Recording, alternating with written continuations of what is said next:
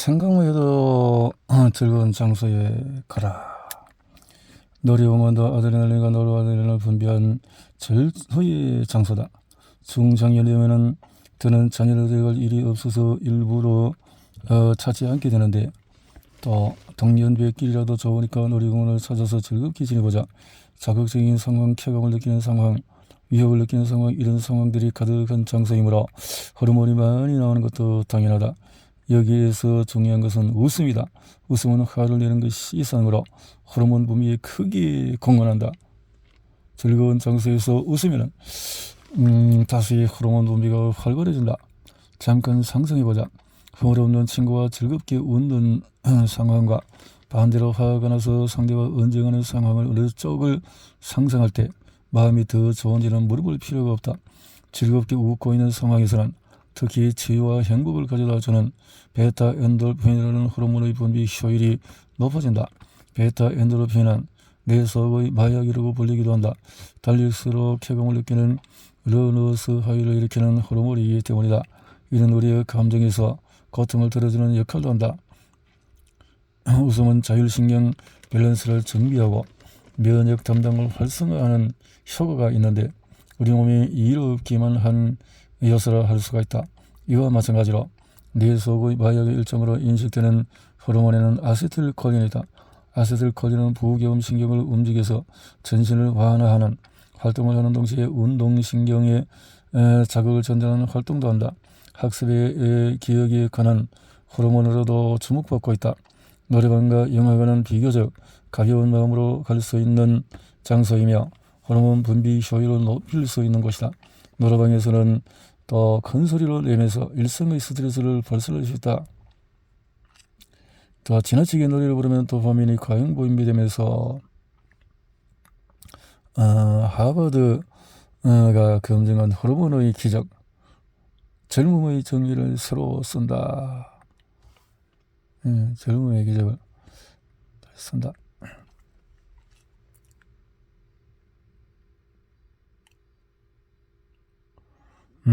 화내는 게 무조건 나쁜 것은 아니다. 여기까지 읽은 독자 여러분은 또 호르몬의 중요성에 대해서 충분히 이해했을 것이다. 특히 중장년층의 독자는 인생의 후반전에 돌입한 지금부터 어떻게 호르몬을 살리는 생활로 변화할 것인가 고민스러울 것이다. 중장년이 되면은 남녀를 불문하고 갱년기라는 벽에 부딪힌다. 갱년기는 성가시다. 집중력이 떨어지고 짜증이 늘고 전반적으로 의욕이 사라진다. 무엇이든지 귀찮고 기력이 솟지 않는다. 무너진 호르몬 밸런스는 반드시 회복할 수가 있다. 일본 최고의 호르몬 관리자인 저자는 메이저리그 야구 선수, 기업 CEO 등의 건강조치로 활동하면서 호르몬의 효능을 직접 확인했다. 선수들에게 행복 계열 호르몬을 상승시키는 행동과 사고법을 훈련하는 결과 스트레스 강도가 높은 대회에서 평소보다 높은 성적을 했다. 기업의 CEO와 임원들 역시 나이가 먹으면서 남성 호르몬이 급격히 줄어들기 시작했는데, 이는 리더십과 관련이 있다. 갑자기 결정을 내리기 어려워지고 집중력이 떨어지며 논리적으로 판단하는 일이 귀찮아지는데, 이런 남성 호르몬이 서서히 감소한 결과다. 남성 호르몬에도 여성에게 테스토스테론은 적인가? 이제는 육식녀 초식남이라는 말이 완전히 정책한 느낌이다. 활동적인가 활동적이지 않은가의 성질을 동물에 빗대어서 표현한 단어이지만, 이 책을 읽고 있는 독자는 그 관계를 눈치챌 것이다. 육식녀? 흔히 말하는 활동적인 여성은 남성 호르몬과 관계가 있다. 근육이 발달하고 성욕이 강해지고 적극적이 되는 것은 남성 호르몬의 대표적인 테스토스테론이 만들어내는 성질이다. 남성형도 테스토스테론이 관련이 있으며 그 밖에 DHEA와도 관련이 있다. 이 두 가지가 저하되면 집중력과 적극성이 떨어진다. 기력과 대사력 그리고 성욕도 저하된다. 초식남이라는 명칭은 어딘지 모르게 차분하고 소극적이며 또 앞으로 나서지 않은 남성을 비꼬는 말처럼 들린다. 하지만 장년층 남성도 테스토스테론이 감소하는 상태를 내버려 두면 초식남이 된다. 반대로 테스토스테론이 상승하면 근육량이 증가하고 지방이 저하되며 혈관의 노화를 예방한다. 기력이 증가하고 항산화 작용이 상승하며 적극적으로 행동하게 된다. 남녀를 불문하고 이러한 변화가 생긴다. 테스토스테론의 증가를 위해서는 식사 이외의 근력을 단련하는 것이 지름길이다. 이를 위해서는 리듬 운동, 유산소 운동과 무산소 운동의 조합이 중요하다. 근육을 움직이면 테스토스테론의 분비가 촉진된다. 하지만 이렇게 말하면 여성은 대체로 거부 반응을 보인다. 왜냐하면 테스토스테론이 증가하면 남성화되지 않을까 하는 걱정 때문이다. 꾸준히 운동하는 사람은 그런 걱정을 하지 않지만 평소에 전혀 운동하지 않은 사람은 운동의 필요성을 느끼지만 핑계를 대며 하지 않는 사람이 이런 종류의 걱정을 한다. 남성화될까봐? 아무것도 하지 않아도 젊어 보이는 사람의 비밀은 뭘까? 어느 나이라도 동년배 10명이 모이면 늙은 사람 건들지 않은 사람이 모이는데 이게 뭘까요? 노화의 시작. 이래서 다이어트에 테스토스테론을 이용해보자. 근육을 단련시키고 싶지 않은 않다라고 말하는 여성이 많다. 그 마음은 이해할 수 있다. 하지만 나는 앞서 이렇게 이야기했다. 테스토스테론이 상승하면 근육량이 올라가고 지방이 저하되며 혈관의 노화를 예방한다. 또 기력이 증가하고 항산화 작용이 상승하며 적극적으로 행동한다. 남녀를 구분하고 이러한 변화가 생긴다. 근육이 절정기를 맞이하는 것은 20대까지다. 그 이후에는 감소하기 시작하므로 의도적으로 근육을 단련하지 않으면 반대로 지방이 점점 늘어나기 시작한다. 남성은 근육을 싫어하는 경향이 적지만 여성은 에스트로겐의 특징인 둥그스름한 체형과 단아함을 이상적인 체형으로 꼽는다. 하지만 근력이 떨어지면 일상생활에 지장을 준다. 40에서 60대 중장년 중에는 운동으로 몸에 근육이 붙으면 전신의 근육질이 되어서 반대로 신체 기능이 부담이 된다고 생각하는 사람이 있다. 사실은 정반대이다. 근력이 저하되면 전신의 지방이 차는 느낌이 들고 가정과적 기초 대사가 떨어진다. 대사율이 저하되기 때문에 혈류의 흐름에 영향을 미치고 결과적으로 호르몬 밸런스가 무너져서 더욱 살찌기 쉬운 체질로 변한다. 앞서 말했지만 원래 여성에게도 남성 호르몬이 있으므로 테스토스테론을 싫어할 필요는 없다. 것을 활용을 잘 해보자. 그죠? 혈류는 밤 시간대, 특히 잠을 자는 시간에 혈관이 느슨해지므로 모소혈관으로 대량의 피가 흘러들어서 낮 동안의 활동으로 손상된 혈관, 근육 이런 것을 또 정리하고 치유한다. 혈관은 몸의 에너지 원천인 혈액을 운반한다. 혈액은 산소를 또 호르몬을. 혈류가 정체하는 원인은 스트레스, 병, 생활습관. 아침에 일어나서 활동 모드 들어갈 때 몸의 중심부로 혈류가 향한다. 중심부는 눈, 위, 폐, 뇌, 심장, 장 등 작동 움직이게 되는 그 기관이다. 수면 시 후식 모드에는 혈관이 이완되어 말초 혈관으로 혈류가 향한다. 수면 말초 혈관으로. 그래서 혈관은 시의 유전자에 의해서 이완되고 수축한다. 수면 시에는. 그래서 혈관은 자율신경의 영향을 항상 받는다. 아하. 그래서 피부가 체온이 오르고 심부가 그렇게 되는 것이 정상이다. 그러는 거죠. 밤 8시 이후의 식사는 수면을 방해한다. 시계 유전자에 따라서 기상 후에는 교감신경이 우위를 차지한다. 그리고 조식 시간에는 주로 소화기관의 계열에 많은 혈액이 필요하다. 이후 낮의 활동으로 이동하는데 일하는 사람은 뇌의 활동에 집중되므로 이곳으로 혈류가 향한다.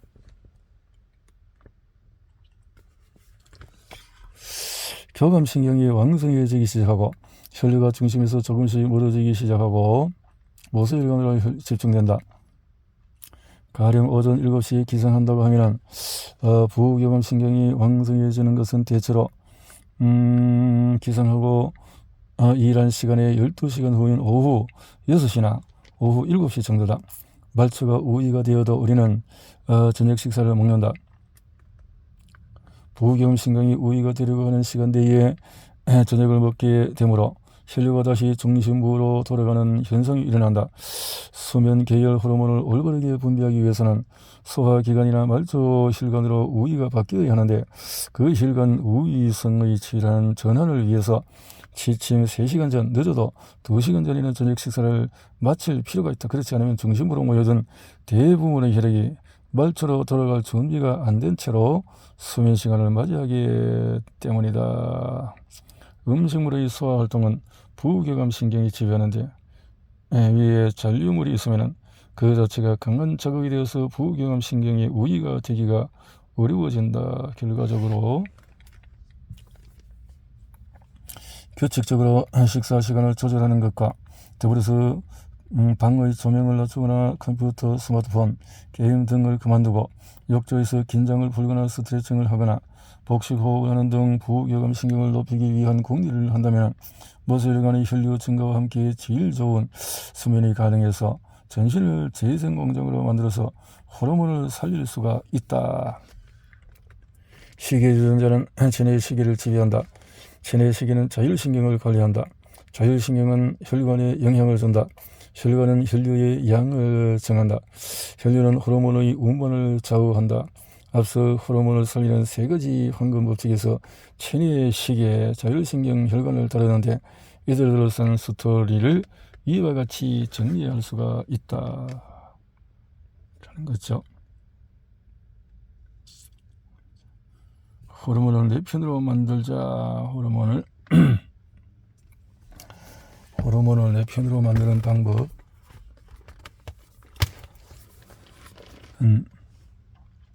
교감신경 과잉은 목욕으로 올라간 체온을 떨어뜨려서 모처럼 열린 말초 혈관을 수축시킨다. 목욕 후에는 방의 조명을 낮추고 느긋하게 쉬는 것이 호르몬의 힘을 높이는 데 도움이 된다. 저녁 식사부터 취침까지의 이상적인 패턴은 다음과 같다. 저녁 식사는 밤 8시 혹은 9시까지 밸런스 좋은 식사를 한다. 밤 9시부터 10시 사이는 조명 모드를 바꾼다. 목욕은 밤 10시까지만 한다. 또 목욕 온도를 38도에서 41도가 이상적이고 약 20분간 반신욕을 한다. 주말에 1회로 43도 정도의 뜨거운 물에 10분간 반신욕을 한다. 또 목욕 후에 방의 조명을 바꾼다. 커피, 홍차, 녹차는 밤 8시까지만 한다. 이런 식사 패턴은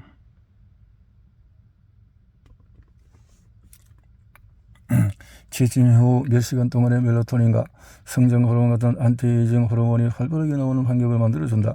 근육 트레이닝, 워킹, 스트레칭, 그리고 입욕 등은 이러한 환경을 만들기 위한 필수 규칙이다. 운동을 통해서 밤에 뜨거운 물로 샤워하지 말자. 입욕은 좋은 습관이다. 욕조에 몸을 담그는 건강과 젊음을 유지하기 위해서 최적의 방법이다. 약 38도에서 41도의 다소 미끄러운 온도에서 20분가량 반신욕을 추천한다. 입욕하면 전신의 혈관에서 일산화질소가 분비된다. 이것은 모세혈관을 이완하고 부교감 신경을 상승시키는 효과로 이어진다. 그리고 전신의 신진대에서 림프의 흐름이 촉진되어서 노폐물이 밖으로 배출되는 효과가 있다. 기포의 자극으로 전신 모세혈관의 혈류를 좋게 할 수가 있다. 기포가 터질 때 초음파가 나오는 초음파 마사지에 대한 연구 결과도 있다. 하지만 목욕물 온도가 40에서 43도가 되면 피부에 자극을 줘서 교감신경이 올라갈 가능성이 있다. 평일 밤 시간대와 수면 전 입욕은 미지근한 물에 20분 정도 반신욕을 하는 것이 이상적이다. 단 43도 정도의 뜨거운 탕에 10분 정도 들어가 있으면 세포를 보수하는 단백질이 활성화된다. 이 단백질은 열충격 단백이라고 불린다. HSP는 콜라겐의 노화를 방지하고 면역 기능을 높이는 여러 가지 기능이 있다.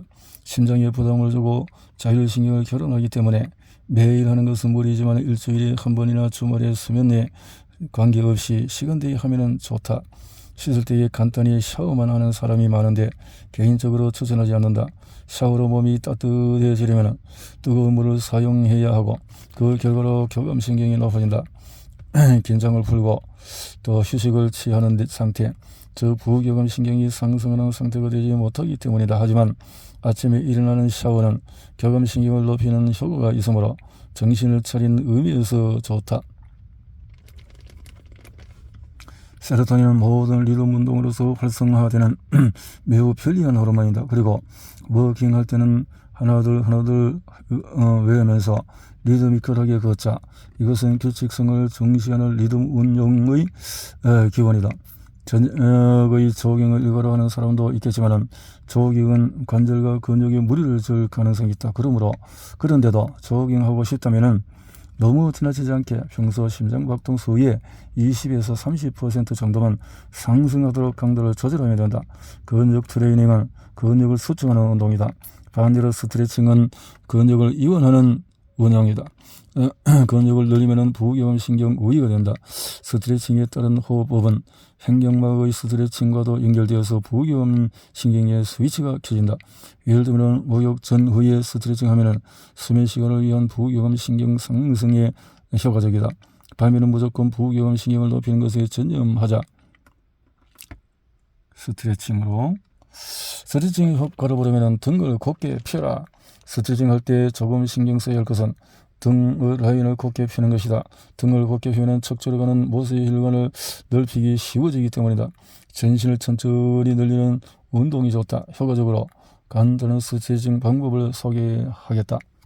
수면장애가 있는 사람은 정오에 운동하라. 정오에 복근 운동을 할 때도 양다리를 쭉 펴고 해야 한다. 하지만 다리를 완전히 고정하면 복근보다도 둔 부위의 근육을 사용하게 되어 중장년층에게는 부담이 된다. 앞서 말한 상반신 복근 운동과 등 운동 하반신 세 단계를 하는 근육 트레이닝을 할 때도 유효한 시간대가 있다. 시간대. 반면에 수면에 문제 있는 사람은 교감신경이 하루의 후반까지 늘어지는 형태를 보인다. 하버드 연구에 의하면 여러 사람은 낮 12시 조금 전 정도의 근육 스트레칭과 유산소 운동을 하면 잠자기가 쉬워진다는 결과가 있다. 점심 후에 교감신경을 적극적으로 상승시키면 밤 시간대의 부교감신경에 뱉은 터치를 부드럽게 할 수가 있다. 점심 전후에 하면은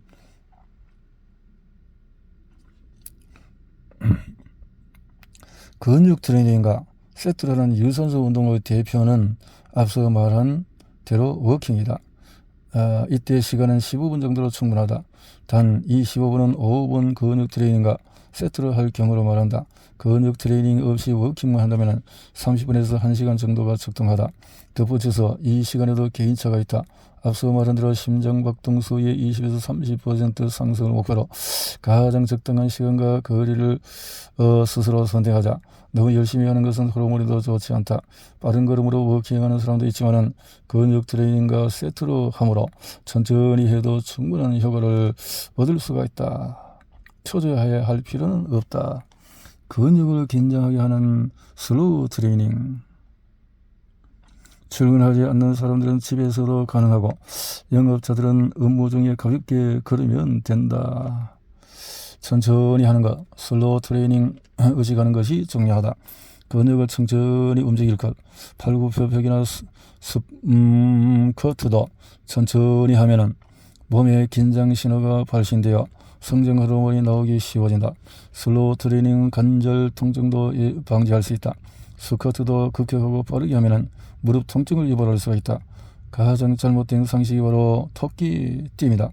예전에는 운동 모임에서 토끼띠을 많이 했는데 이는 무릎 관절에 무리를 줄 가능성이 있다. 원래 목적은 스쿼트와 비슷하다. 다리에 긴장감을 주어서 관절을 수축하는 것이다. 토끼띠임처럼 완전하게 쭈그리고 앉는 것이 아니라 그 직전에서 굽히는 것을 멈춰서 관절의 무리는 감소하고 근육을 긴장하게 하는 것이 중요하다. 근육 트레이닝을 하면 지방이 분해되고 분해된 지방은 지방산과 글리세롤이라는 물질로 변한다. 근육 트레이닝 후에 유산소 운동을 함께 하면 지방산과 글리세롤을 연소하는 것이 가능하다. 지방을 분해할 뿐만 아니라 소비까지 하는 것이다. 그러면 지방이 줄어들 뿐만 아니라 근육이 붙는 일석이조의 효과를 볼 수가 있다. 지방이 감소하면 지방에서 분비되는 아디포사이토카인이라는 나쁜 호르몬이 분비를 억제할 수가 있다.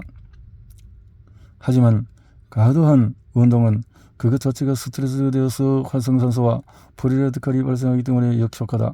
적당한 운동이 중요하다 했어요. 근육 운동은 5분이 적당하다. 5분. 근육 트레이닝 어느 정도 5분 정도로 해서 도움이 된다라고 했네요. 운동으로 수축하고 해서 너무 과하게 하지 말도록 유산소 운동 한 15분 정도 그렇게 하도록 요청하고 있네요. 90분 집중하고 5분 휴식하고 이렇게 커뮤니케이션 적극적으로 소극적으로 응해서 이렇게 생리적인 부분에서 어떻게 해도 생활 리듬이 무너질 수밖에 없는 중장년이지만 앞서 말한 90분 사이클은 실제로 유효하므로 꼭 생활 리듬에 접목하자. 넌 램수면과 램수면은 대체로 90분에서 100분 반복한다. 램수면 잠을 잘 때 뇌파의 사이클이 대체로 그 정도이기 때문이다. 사실 낮에도 비슷한 사이클이 존재하며 집중력을 유지하는 사이클은 평균 약 90분이다. 잠을 자고 있을 때뿐만 아니라 일어나 있을 동안에도 뇌파는 90분 사이클로 움직이고 있다. 뇌파가 90분 사이클이다. 이걸 잘 활용해보자 라고 했네요.